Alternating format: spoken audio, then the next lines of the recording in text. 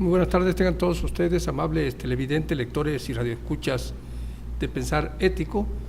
Este día, lunes 4 de julio del 2016, les saluda con mucho placer Carlos Mario León Palacio desde Villahermosa, Tabasco, México, y estamos transmitiendo especialmente para usted desde la sala de prensa en la 62 legislatura del Congreso del Estado de Tabasco.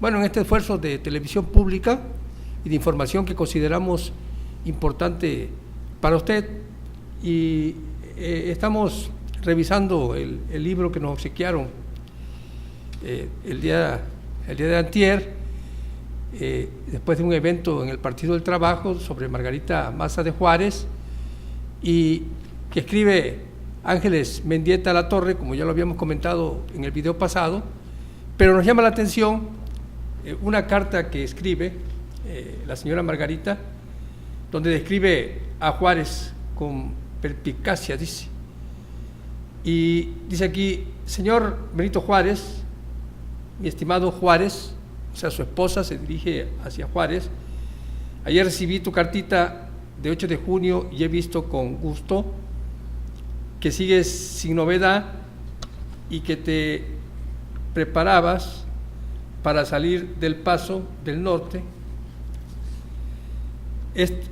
Esto me tiene con cuidado hasta que yo no sepa que has llegado a Chihuahua. No estaré tranquila porque siempre me temo una sorpresa, porque te conozco, que eres tú un confiado, le decía Juárez, y no te han de faltar enemigos que tú no conozcas por tu buen corazón y porque nunca crees a nadie capaz de hacer un mal.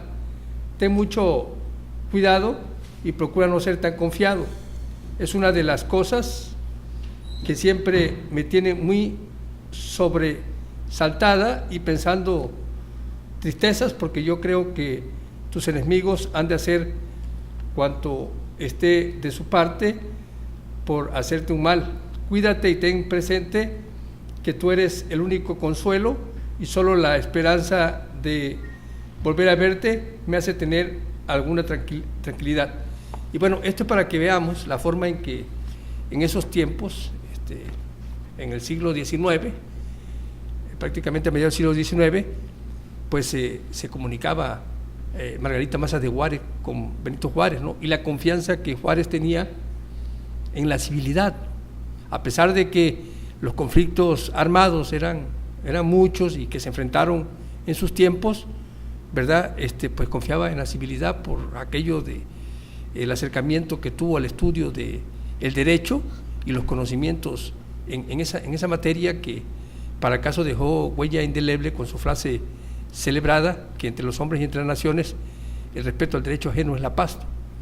Pero otra de las cosas que me llama la atención en este libro, y que pues es bueno comentar, porque se van dando cuenta cómo hemos cambiado como sociedad y cómo las autoridades han ido perdiendo esa honorabilidad que anteriormente sus subalternos o las personas que estaban bajo su mando tenían para la propia autoridad, ¿no? Se ha perdido, de hecho, esa honorabilidad y se ha degradado la clase política nacional al punto de caer en excesos multiseñalados en diversos medios de comunicación y que se dan a conocer diariamente por parte de diversos actores de la política, ¿no?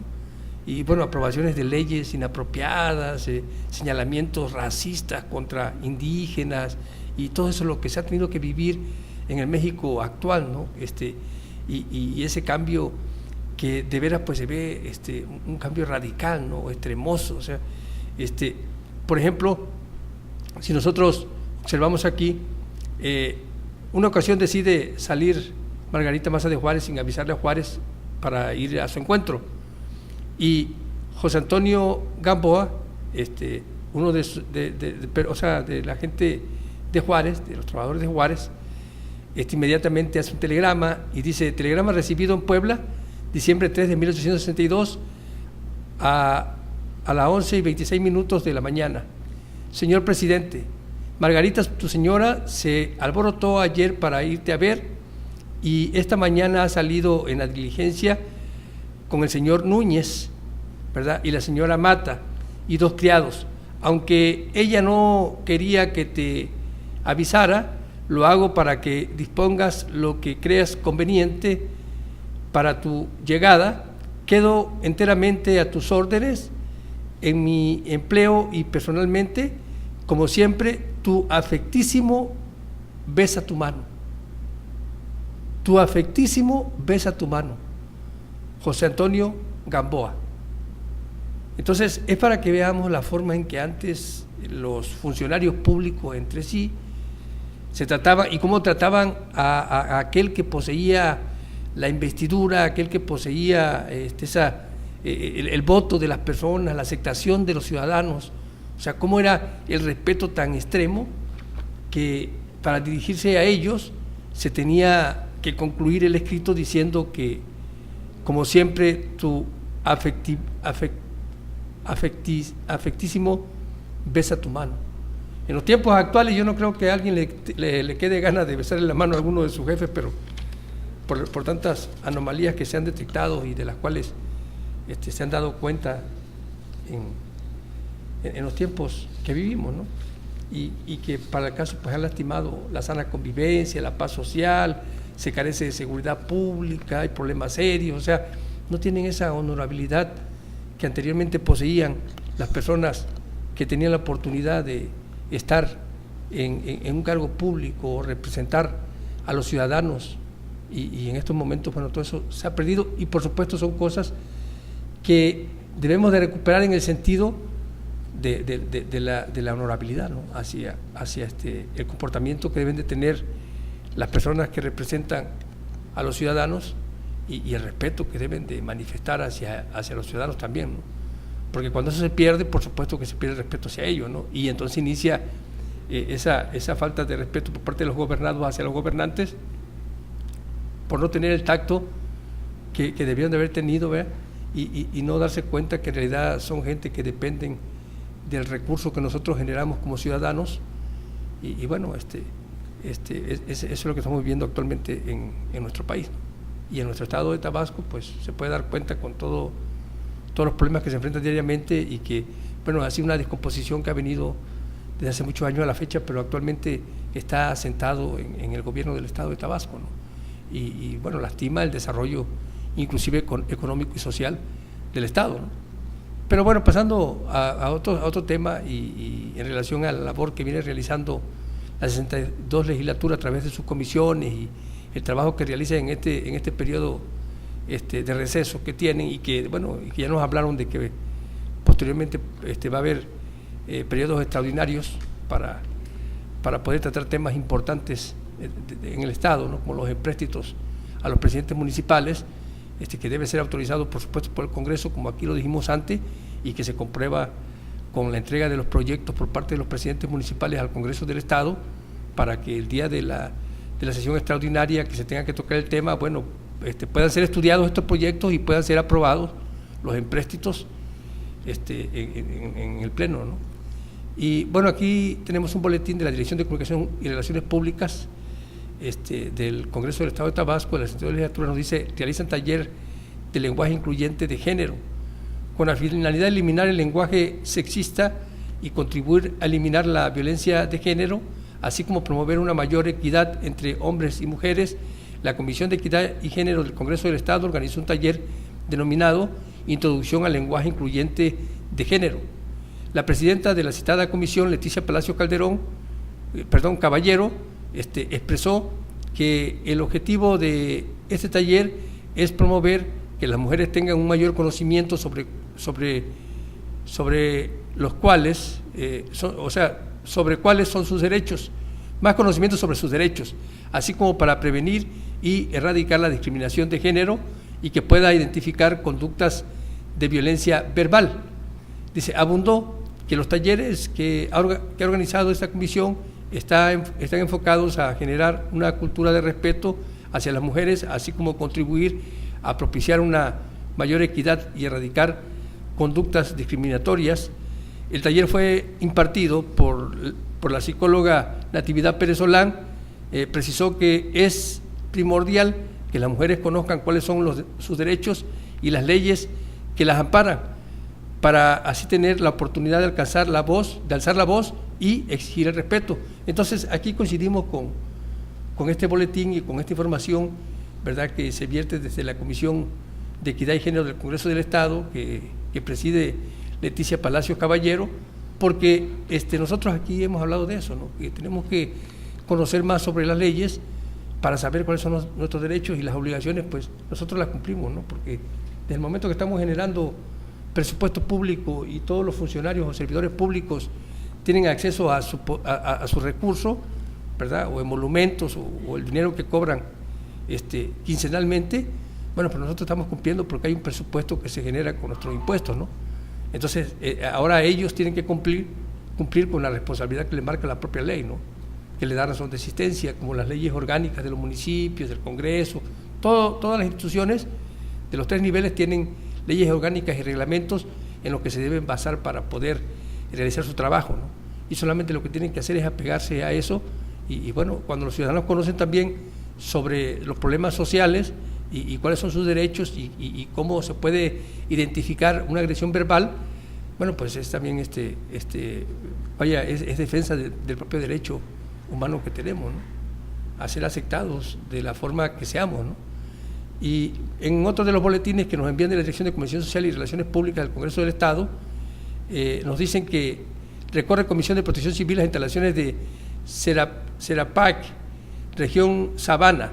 Dice, la finalidad de las visitas es conocer las acciones y programas en materia de protección civil. Como parte de las actividades planteadas en el programa anual de trabajo de la Comisión de Protección Civil, sus integrantes realizaron un recorrido de supervisión de las instalaciones del Centro Regional de Prevención, Atención de Emergencia y Capacitación de Protección Civil, CEREPRAIC, región Sabana, ubicadas en el municipio de Huimanguillo. Dice, acudieron los legisladores Salvador Sánchez Leiva, Manlio Beltrán Ramos, integrantes de la comisión, así como los diputados Charles Méndez Sánchez y Alfredo Torres Zambrano. Dice que la finalidad de dichos recorridos a los diversos centros regionales, destacó el diputado Salvador Sánchez Leiva, es conocer las condiciones en que se encuentran el mobiliario y equipo con que cuentan para afrontar emergencias, así como para definir acciones y mejorar las condiciones de trabajos del personal que labora en estas áreas. Y nos dice que de la misma manera expresó que al final de los recorridos a los centros regionales, la Comisión de Protección Civil realizará un análisis y en su caso presentará propuestas en la materia. Y bueno, en las instalaciones de la CERAPAC, los legisladores fueron recibidos por el coordinador general de la base, Héctor Jiménez de la Cruz, el cual explicó que dichos centro cuenta con 22 elementos, entre bomberos, operativos, capacitadores, personal para atención prehospitalaria. Además cuenta con capacitación en rapel, combate de incendios e inundaciones. Durante el recorrido, la comitiva legislativa estuvo acompañada por el secretario del Ayuntamiento de Huimanguillo, Jonás Pérez Sosa, el director de Protección Civil Municipal y regidores. Dice que también estuvieron presentes los directores del DIP municipal, Alma Rosa Cadena, y el comandante operativo de la Unidad Municipal de Protección Civil, Agustín Maltret Gallardo. Cabe destacar que los legisladores también conocieron el terreno donde se edificaron las oficinas de la Unidad Municipal de Protección Civil. Entonces, estos son los actos que están realizando las comisiones del Congreso en este periodo de receso que tienen en el Congreso del Estado, y bueno, para posteriormente poder presentar propuestas o iniciativas ante el Pleno, ¿verdad?, al iniciar el próximo periodo de sesiones. Y pasando a la Ley Orgánica de los Municipios, que ya estábamos comentando hace un rato de el valor que tiene y el significado para nosotros como ciudadanos que garantiza una actividad honesta por parte de los funcionarios del ayuntamiento, en este caso cuando se habla de la Ley Orgánica del Municipio del Estado de Tabasco. y bueno, y de todos los servidores públicos que se apegan a la ley que le da razón de existencia, ¿no? Por ejemplo, aquí en el artículo 51 nos dice que los bandos y reglamentos municipales, sea cual fuere el ámbito de competencia sobre el cual incidan, deberán contemplar los siguientes aspectos, y dice: delimitación de la materia que regulan, sujetos obligados, objetos sobre el que recae la reglamentación o regulación, fin que pretendan alcanzar, derechos y obligaciones, autoridad competente, facultades, atribuciones y limitaciones de las autoridades, sanciones, recursos y vigilancia. Entonces, si se da usted cuenta de lo que estábamos comentando o lo que aquí se genera como comentario, ¿verdad? Pues es cierto, ¿no? O sea, esta ley lo que hace es marcar las limitaciones de la materia que regula, ¿sí? De los sujetos obligados. Dice: objeto sobre el cual, sobre el que recae la reglamentación o regulación, fin que pretenden alcanzar, y el fin que se pretende alcanzar es que tengan un comportamiento honesto, ¿verdad? Y que le cumplan a los ciudadanos con el servicio que están comprometidos a cumplir, porque para eso se les está generando el presupuesto, insisto, de donde perciben su salario, ¿no? Luego dice que derechos y obligaciones, o sea, que tienen derechos como autoridad en ese ius imperium que aquí hemos explicado, el derecho de autoridad o el derecho del poder, pero tienen obligaciones con los ciudadanos, ¿no? En el caso del municipio es prestar todos los servicios, ¿no? Municipales, ¿no? Y dice autoridades competentes, o sea, ¿cuál es la competencia de las autoridades? Viene bien especificado en la ley, en este reglamento que ellos tienen que emitir de los bandos. Dice: los bandos, acuérdense, policía y gobierno, y debería ser policía y buen gobierno. Lamentablemente en el municipio del centro, y soy repetitivo, pues no existe policía, no tienen policía. Y dice facultades, atribuciones y limitaciones de las autoridades, sanciones, recursos y vigencias. Y eso para que vea, por ejemplo, si ellos no cumplen con la ley, ¿qué pasa? Dice si no cumplen con sus facultades, atribuciones y limitaciones las autoridades, pues van a ser sancionados, porque las sanciones están aquí especificadas en la propia ley que le da razón de existencia, como ya lo dijimos anteriormente. Entonces, por eso es que nosotros debemos de conocer la ley para solicitar a la autoridad, nada más actúe apegada a la ley que le da razón de existencia como autoridad. Es todo. Luego aquí dice el artículo 52, las normas que contengan los reglamentos, bandos y otras disposiciones municipales deberán ser generales, impersonales, administrativas y obligatorias en el ámbito municipal, y su aplicación e interpretación corresponde a las autoridades municipales. Ese es en el artículo 52. Pero vea la importancia, y le repito, las normas que contengan los reglamentos, bandos y otras disposiciones municipales deberán ser generales, impersonales, administrativas y obligatorias en el ámbito municipal. O sea, es una obligación para ellos cumplir con los bandos que ellos mismos emiten y con la ley, ¿sí? Y con eso, bueno, si ellos cumplen con el bando que emiten, por supuesto que cumplen con la ley orgánica que le está diciendo y le está diciendo cómo van a hacer el bando o en qué se debe de basar la autoridad municipal para hacer el bando, ¿no? Y dice, en el artículo 53 dice: el ayuntamiento, conforme a las disposiciones de la Constitución Federal, de la Constitución del Estado, de esta ley y demás normas legislativas aplicables, deberá expedir disposiciones reglamentarias sobre las siguientes materias. Y bueno, ya aquí hemos explicado que, por ejemplo, la hacienda municipal, obras, ordenamientos territoriales y servicios municipales, fomento del desarrollo, justicia administrativa, organización de la administración pública municipal, diversiones, espectáculos públicos y juegos permitidos por la ley, control y vigilancia de billares, cantinas, cervecerías y centros nocturnos, seguridad, instalaciones públicas y privadas y protección civil. Bueno, seguridad no puede porque no tiene la policía el municipio del centro, ¿verdad? Seguridad pública y tránsito respectivamente, cuando asuma la prestación de estos servicios, o sea, no las tiene, en general, todas las demás que sean necesarias para el cumplimiento de sus atribuciones a las que se encuentre prevista en esta y en otras leyes. Entonces, hasta aquí vamos a dejar la lectura de la Ley Orgánica de los Municipios del Estado de Tabasco, pero bueno, nada más para dejar en claro que es una ley en la que se tienen que basar para poder realizar su trabajo y cumplir con su trabajo como se lo marca esta propia ley, ¿no? Y cuando nosotros conocemos cuáles son sus obligaciones, pues es más fácil poderle solicitar que se apeguen a los principios legales, ¿no? Que le da razón de existencia. Y entonces ahí se cumple ese principio de buscar como ciudadano la civilidad, o sea, actuar de forma pacífica, ¿sí? Y decirle a la autoridad lo que tiene que hacer, pero basados en la ley. La autoridad no le puede decir que usted está equivocado si usted tiene la ley en la mano.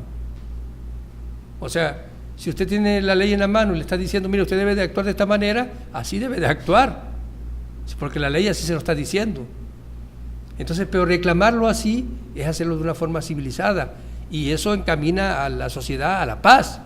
Y por ejemplo, si nosotros somos gobernados y ellos son los gobernantes, ¿verdad? Pero si nosotros no nos sentimos a gusto con la forma que están gobernando, y si conocemos la ley, pues se lo vamos a reclamar, ¿verdad? Y le vamos a decir, oiga, aquí no está usted cumpliendo con lo que debe de cumplir de acuerdo a la ley.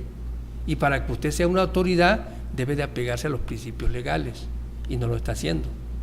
Entonces, esa es una forma pacífica de comunicarse, ¿verdad? Y de hacerle ver a la autoridad cuando no está cumpliendo. Pero para eso tenemos que conocer. Si nosotros conocemos, ¿cómo nos van a decir que no es cierto lo que le decimos? ¿Cómo nos puede decir, no, es que usted no sabe lo que está diciendo? No, ¿cómo no? Si aquí está la ley, le estoy diciendo porque estudio la ley. Soy un ciudadano que conozco mis derechos, ¿verdad? Le estoy pidiendo que me respete mis derechos. Entonces, las cosas cambian. La ciudadanía se vuelve una ciudadanía verdaderamente democrática, defensora de sus derechos y de los derechos de los demás. Porque si usted defiende un derecho humano, recuerde lo que nos comentan los eruditos en materia de derecho, si defiende un derecho humano, defiende el derecho humano de todos. Así que aquí en eso nos hemos constituido y estamos aprendiendo junto con ustedes día a día, buscando precisamente eso, ¿no? Que las cosas cambien, ¿verdad? Bueno, pasando a la lectura de la Constitución Política de los Estados Unidos Mexicanos, o la Carta Magna, en el artículo 19, nos dice que ninguna detención ante autoridad judicial podrá exceder el plazo de 72 horas a partir de que el indiciado sea puesto a disposición sin que se justifique con un acto de vinculación al proceso en el que se expresará el delito que se impute al acusado, el lugar, tiempo y circunstancias de ejecución, así como los delitos que establezcan que se ha cometido un hecho que la ley señale como delito y que exista la probabilidad de que el indiciado lo cometió o participe en su comisión. Y acuérdense que, bueno, aquí entra la presunción de inocencia, ¿no? Por eso es que se tiene que dar toda esta tramitología y cumplir. Y recordemos, por ejemplo, que se decía que la forma en que fue detenida la francesa Florence Cassep, pues eso fue lo que le permitió que la dejaran libre, porque no cumplieron con lo que marca la ley. Entonces, lo mismo que se aplica para esas personas, pues se aplica para nosotros, porque es la ley. Sí, por supuesto que la defensa que tuvo fue una defensa que estudió a profundidad el caso, y bueno, por ahí la libraron. Pudo librar la acción de la justicia, aunque se le encontró en el lugar y se le relacionaba con las personas que habían secuestrado, se le dejó en libertad, porque la autoridad no cumplió con realizar la detención y no cumplió con los plazos que la ley determina, ¿sí? Luego nos dice más que el Ministerio Público solo podrá solicitar al juez la prisión preventiva cuando otras medidas cautelares no sean suficientes para garantizar la comparecencia del imputado en el juicio, el desarrollo de la investigación, la protección de la víctima, de los testigos y de la comunidad, así como cuando el imputado esté siendo procesado o haya sido sentenciado previamente por la comisión de un delito doloso. El juez ordenará la prisión preventiva oficiosamente en los casos de delincuencia organizada, homicidio doloso, violación, secuestro, trata de personas, delitos cometidos con medios violentos con armas y explosivos, así como delitos graves que determinen la ley en contra de la seguridad de la nación, el libre desarrollo de la personalidad y de la salud, ¿no? Y bueno, aquí cuando se habla de delito de genocidio, pues es precisamente un delito grave que está aquí determinando la ley, ¿no? Nos habla de delitos cometidos con medios violentos, explosivos, así como delitos graves que determine la ley en contra de la seguridad de la nación. Y cuando se habla de genocidio, pues es en contra de la seguridad de la nación, ¿no? El libre desarrollo de la personalidad y de la salud. Entonces, esto es lo que aquí estamos estudiando en el artículo 19 y nos dice más que la ley determinará los casos en los cuales el juez podrá revocar la libertad de los individuos vinculados a proceso.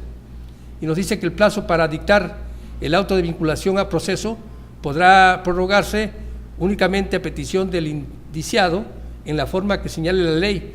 La prolongación de la detención en su perjuicio será sancionada por la ley penal. La autoridad responsable del establecimiento en el que se encuentre internado el indiciado, que dentro del plazo antes señalado no reciba copia autorizada del auto de vinculación a proceso y del que decrete la prisión preventiva o de la solicitud de prórroga del plazo constitucional, deberá llamar la atención del juez sobre dicho particular en el acto mismo de concluir el plazo, y si no recibe la constancia mencionada dentro de las 3 horas siguientes, pondrá al indiciado en libertad. Todo proceso se seguirá forzosamente por el hecho o hechos delictivos señalados en el auto de vinculación a proceso. Si en la secuela de un proceso apareciese que se ha cometido un delito distinto del que se persigue, deberá ser objeto de investigación separada, sin perjuicio de que después pueda decretarse la acumulación si fuese conducente. Si con posterioridad a la emisión del auto de vinculación a proceso por delincuencia organizada, el inculpado evade la acción de la justicia o es puesto a disposición de otro juez que lo reclame en el extranjero, se suspenderá el proceso junto con los plazos para la prescripción de la acción penal. Todo maltratamiento en la aprehensión, fíjese, o en las prisiones, toda molestia que se infiera sin motivo legal, toda gabela o contribución en las cárceles son abusos que serán corregidos por la ley y reprimidos por las autoridades. Entonces hay veces en las cárceles abusan de las personas, bueno, pues todo eso las autoridades correspondientes y competentes en la materia pues toman carta cuando eso sucede, ¿no? Y esto es lo que nos dice el artículo 19 de la Carta Magna, actualizado, ¿no? Porque es la ley más actualizada que tenemos en este momento, y bueno, es a lo que le damos lectura, ¿no? Pasando un poco al programa de la prevención del delito que emprende la Procuraduría General de la República a través de la diputada Karen Julissa Lugo Grande, quien pues se dedican a dar información y a platicar con jóvenes. Insisto, se tiene acercamiento con todas las personas, sobre todo con comunicadores. Ahora en los cursos que pasaron de la FEADRE, pues fueron muchos compañeros comunicadores los que tuvieron acercamiento a este tipo de información y que estuvieron a bien escuchar a la licenciada Karen Julissa Lugo Grande en ese intercambio que se estuvo en los módulos, y platicaron con ella para poder conocer cómo va enfocado el programa de prevención del delito. Pues nosotros aquí tenemos el tríptico que tan amablemente nos obsequiaron de la FEADRE. Dice: ¿sabes cómo proceder en caso de ser víctima de un delito? Y bueno, nos dice que cuáles son las obligaciones de las autoridades. Nos preguntan, y dice: las autoridades que deban aplicar la Ley General de Víctimas ofrecerán, en el ámbito de su competencia, garantías especiales y medidas de protección a las y los periodistas expuestos a mayor riesgo de violación de sus derechos, motivo por el cual las autoridades de los 3 órdenes de gobierno no deberán agravar el sufrimiento de la víctima ni tratar en ningún caso como sospechoso o responsable de la comisión de hechos que denuncian. O sea que los periodistas pues merecemos un trato como hombres públicos, ¿verdad?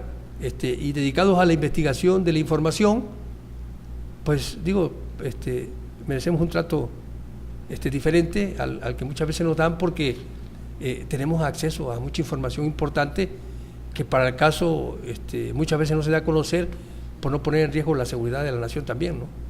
Pero más sin embargo, cuando se está estudiando la ley, pues la ley es algo que todos nosotros debemos de conocer.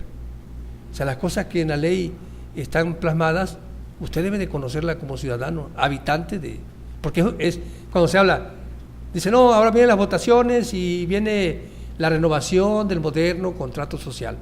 O sea, el contrato social, o lo que antes era el contrato social, pues es la constitución política de los Estados Unidos mexicanos, es el contrato que usted tiene con las autoridades, que viene plasmada la forma en que usted debe de comportarse y la forma en que debe de comportarse las autoridades.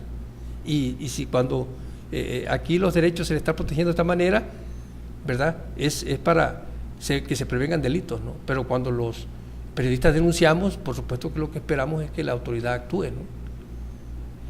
Y bueno, nosotros continuaremos en esa postura que aquí hemos dejado en claro, ¿no? Que tenemos que nos hemos constituido en defensores de los derechos humanos y no somos personas que ofendemos, ¿no?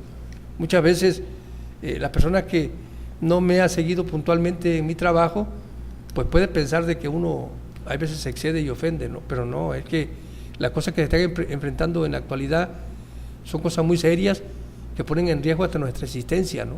Y se lo dice alguien que ya ha pasado por ese tipo de situaciones que no son nada buenas para la humanidad, ¿no? Y para un ser humano, digo, pero más sin embargo, si estoy haciendo un trabajo que yo sé que es beneficioso para la sociedad y que daña intereses y que inconforma a personas, pues yo no porque ellos me ataquen yo voy a dejar de hacerlo, eso jamás lo dejaría de hacer.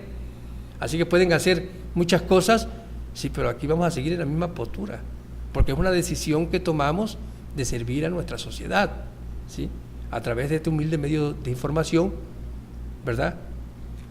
Que bueno, se trata de generarle la mayor información posible que sea verdaderamente su beneficio.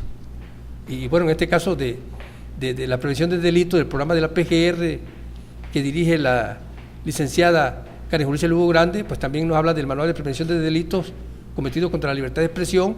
Dice que está dirigido a periodistas en general, estudiantes de comunicación y periodismo, propietarios o concesionarios de medios de comunicación, organizaciones civiles defensoras de la libertad de expresión y público en general.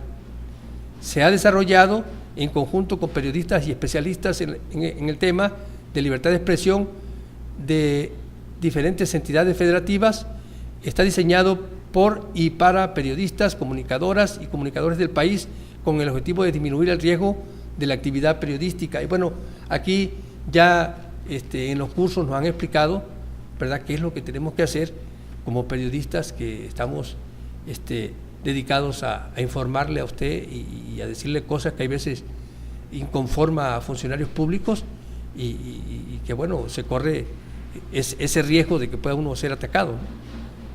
Y cómo prevenir pues los delitos, ¿no? Y eso es lo que en realidad te informa la PGR en estos momentos a través de ese programa de la prevención de delitos, ¿no? Y siguiendo con la lectura de la Conducet, de esa educación que se le debe dar a los niños para la educación financiera, ¿no? Nos dice, ahorrando, dice, la paciencia es una virtud que se debe inculcar para alcanzar metas, y si una de las metas de los niños es comprar una computadora, una bicicleta o un juguete, el ahorro se convierte en la parte más importante. Este hábito requiere paciencia y mucha disciplina para alcanzar su objetivo.